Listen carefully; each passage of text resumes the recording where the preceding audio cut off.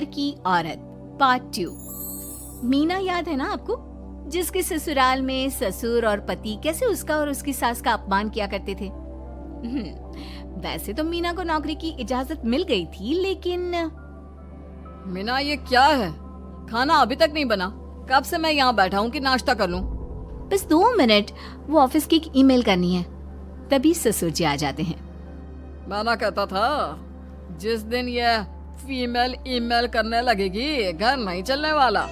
तभी सास हाथ में नाश्ते की प्लेट ले आती है। ये लो, सभी उपमा खाओ। गर्मा गर्म स्वादिष्ट उपमा देखकर वाह माँ जी, 2 मिनट में ये कमाल, क्या बात है। वो आता है ना रेडी टू ईट वाला पैकेट, वही बनाया है। स्वाद बता बहू कैसा है। कल तक जो बीवी पति के नाम से ही कांपती थी, बहू के आ जाने के बाद कैसे उड़ रही है, ये देखकर ससुर जी को आ जाता है गुस्सा। हाँ, पैसे तो पेड़ पर उगते हैं ना, या तेरा बाप दे जा रहा है जो बैठे बैठे पैसे खर्च कर रही है। अरे जरा शरीर चला लिया कर, वरना पता है ना जब मेरा हाथ पड़ेगा तो कैसे काम करती है तू।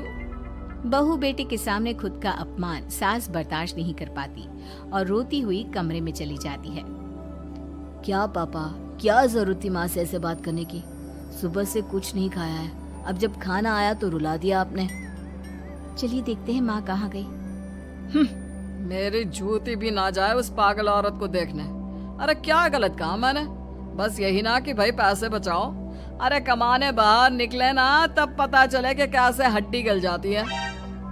बात तो सही कह रहे हैं पिताजी, माँ को तो बस पैसे उड़ाना आता है। अरे पर माँ ने तो सबके लिए नाश्ता ही बनाया था ना, कौन सा खुद के लिए गहने खरीदे थे। खैर, बहू समझ जाती है कि सारा मामला कमाई का ही है, क्योंकि सास कुछ करती नहीं, कुछ कमाती नहीं, तो ससुर जी उन पर हावी रहते हैं। फिर क्या था, अब थी बारी बहू की। माँ जी दरवाजा खोलिए, देखिए मैं उपमा लेकर आई हूँ, गर्मा गर्म खा लेते हैं। सास कमरा खोल देती है। सामने खड़ी होती है बहू, हाथ में उपमा की प्लेट लेकर। बहू सास की सूजी आंख देखकर समझ जाती है कि मामला गड़बड़ है। वो बात पलटते हुए कहती है, माँ जी वो आपकी काली साड़ी पर काला ब्लाउज है ना, वो प्लीज मुझे दीजिए। मुझे कल ना काली साड़ी पहनी, लेकिन कोई ब्लाउज ही नहीं है। सास बहू की बात में अपना गम भूल जाती है। हाँ हाँ बहू, क्यों नहीं, वो तो मैंने अपने हाथों से डिजाइन किया था। चल अभी निकाल कर देती हूँ तुझे।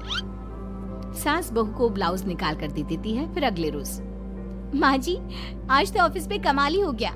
पता है क्या, सारी सहेलियों ने घेर लिया, पूछ रही थी ब्लाउज कहाँ से खरीदा। मैंने भी बोल दिया मेरी सास ने सिलाया, वो भी खुद डिजाइन करके। ये तो वही बात हो गई कि झोला छाप डॉक्टर की दवाई काम कर गई। अरे बहू, ये तो बस ऐसे ही बना दिया था। लेकिन माँ जी आपको पता है, ये देखिए 2 लोगों ने तो मुझे कपड़ा भी दे दिया और नाम भी, सेम टू सेम डिजाइन का ब्लाउज बना दो, और बदले में ये 2000 रुपए। हाथ में 2000 देखकर सास की तो आंखें फटी की फटी रह जाती है। अरे बहू, ये तो कमाल ही कर दिया। ये काम तो मैं कल तेरे ऑफिस जाने से पहले ही खत्म कर दूंगी। सच्ची माँ जी, कैसे इतनी जल्दी? अरे बहू, वो बस नाप है ना, उसी के आकार का काट काट कर डिजाइन ही तो देना है। ये तो मेरे बाएं हाथ का खेल है। अगले रोज बहू ऑफिस जाती है और फिर शाम को 2 ब्लाउज ले आती है। अरे बहू क्या बात है, लेकिन इसकी डिजाइन। बहू फोन में सास को डिजाइन दिखाती है। अरे ये तो बच्चों वाला डिजाइन है, रुक अभी थोड़ी देर में ही दे देती हूँ। सास बहू को कपड़े सिल कर देती और बहू सास को रुपए। फिर एक रोज, माँ जी ये लीजिए कपड़े, लेकिन इसकी सिलाई मैंने ज्यादा ली है। वो क्या है ना, हैवी काम है तो मेहनत ज्यादा लगेगी ना आपको। अरे रहने देती बहू, मैंने कौन सी बुटीक खोली है। बहू को सास की बात में दम लगता है और वो कुछ सोचती हुई निकल जाती है। वो कमरे में बैठी होती है कि उसकी ससुर की जोर जोर से चिल्लाने की आवाज आती है। फिर फिजूल खर्ची। अरे तुम्हारे जैसी बेकार नाकाम काज करने वाली औरत कब पैसे की कीमत समझेगी? क्या जरूरत थी ये मशीन खरीदने की? अरे वो मैंने EMI में ली है, आपको पता है ना कपड़े सिलने का कितना शौक है मुझे। हाँ तो क्या दर्जी बनोगी? लोगों को पकड़ पकड़ कर नाप लोगी? अरे कुछ तो शर्म करो। तभी बहू आ जाती है, उसके हाथ में चाबी होती है। माँ जी ये चाबी, मैंने चौराहे में आपके लिए बुटीक खुला है, पैसा लोन से लिया है तो काम करके आप चुका देना। और हाँ माँ जी, कल उद्घाटन है तो 11 बजे दुकान में पहुंच जाना, पूजा में आपको ही बैठना है। ये सुनकर ससुर जी आग बबूला हो जाते हैं। कहीं नहीं जाएगी ये, इस घर की औरतें बाहर नहीं निकलती। तू तो इंजीनियर है इसलिए तुझे इजाजत दे दी, लेकिन ये तेरी सास 4 अक्षर नहीं आते इसको। अरे रहने दे, क्यों पैसा बर्बाद करवा रही है। सास को डांटने की आदत ससुर जी को जो लग चुकी थी। सास बहू की ओर देखती है। तो माँ जी कल वक्त से तैयार रहना। ससुर जी आप ही तो माँ जी को कहते थे ना उन्हें पैसे की कदर नहीं है, तो अब वो खुद ही कमाने जा रही हैं। अरे और क्या पापा, देखिए मीना ने कितना अच्छा बुटीक खुला है माँ के लिए। अरे रहने दो, ये कुछ नहीं कर पाएगी, गंवार कहेगी। ससुर की रजामंदी ना होने के बाद भी सास काम करती है, लेकिन ससुर भी ससुर होता है। एक रोज सास देर से घर आती है। कहाँ घूम रही थी? या कोई वक्त है घर आने का? घर का ठेका क्या आप मर्द लेंगे? अब लगोगी रसोई में, क्योंकि तुम्हारी बहू रानी भी नहीं आई अभी तक। पापा आज बाहर से ही मंगवा लेते हैं। आज बहुत ज्यादा काम था, किसी की शादी का पूरा कपड़ा सिलना था। कल उन लोगों की ट्रेन थी, खुद बैठकर काम करवा कर गए हैं। बहू ये पैसे हैं आज के गल्ले के, जरा संभाल ले। ससुर देख रहा होता है कि कैसे कल तक जिस औरत को वो बुरा भला कहकर डरा कर रखता था, वो आज उससे ज्यादा कमा रही है। देखता है कितना दिन कमाती है। ससुर अब रोज कोई ना कोई ऐसा काम करता जिससे सास का काम बंद हो जाए। फिर एक दिन, हे भगवान 10 बज गया, बुटीक खोलने का वक्त हो गया है, लेकिन ये मेरी साड़ी, इस पर ये क्या गिर गया? पता नहीं किसने क्या डाल दिया, अब क्या करूं? सास दोबारा अलमारी से दूसरी साड़ी निकालती है, फिर उसे प्रेस करती है और किसी तरह बुटीक पहुंचती है जहां पहले से ही कस्टमर खड़े होते हैं। अरे क्या हो गया? लगता है काम चल गया तो मैडम के भाव बढ़ गए। पता है इस धूप में पिछले आधे घंटे से खड़े हैं, पता होता तो वो बगल वाली शॉप में ही दे देते। अरे अरे माफ करिएगा, वो क्या हुआ ना, तैयार होकर निकल ही रही थी कि साड़ी में सॉस गिर गया। दोबारा साड़ी चेंज की तो आप आई। ठीक है, लेकिन अब आ गई है तो जरा जल्दी से कपड़े दे दो, हमें जाना है। सास को कस्टमर की बात बुरी लगती है, लेकिन क्या करती, वो जल्दी से सभी को सारा सामान देकर विदा करती है। सारा दिन काम करती है। वो निकल ही रही थी कि एक कस्टमर आती है। जी वो मेरी साड़ी है ना शादी की, उसका लहंगा बनवाना है। हाँ हाँ क्यों नहीं, बनवा लो। शादी की साड़ी के साथ इमोशंस जुड़े होते हैं। बिल्कुल सही बोला आपने, परसों मेरी शादी की सालगिरह है तो जरा बना देना। अरे नहीं नहीं, इतनी जल्दी कहाँ तैयार होता है शादी का लहंगा, कम से कम 4 दिन तो। देखिए आप 2 दिनों में जितना कमाती है ना, वो मैं आपको 1 दिन में दे दूंगी। बस मेरी ये शादी की साड़ी का लहंगा बना दीजिए।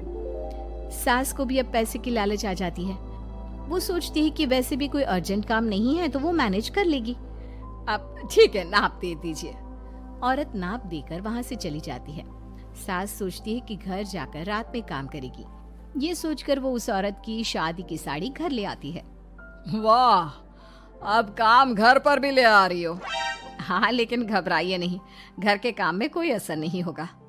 सास घर का काम करती है, बहू के साथ खाना बनाती है, खिलाती है और फिर क्या बात है सासू माँ, बड़ी जल्दी जल्दी काम कर रही हैं आज।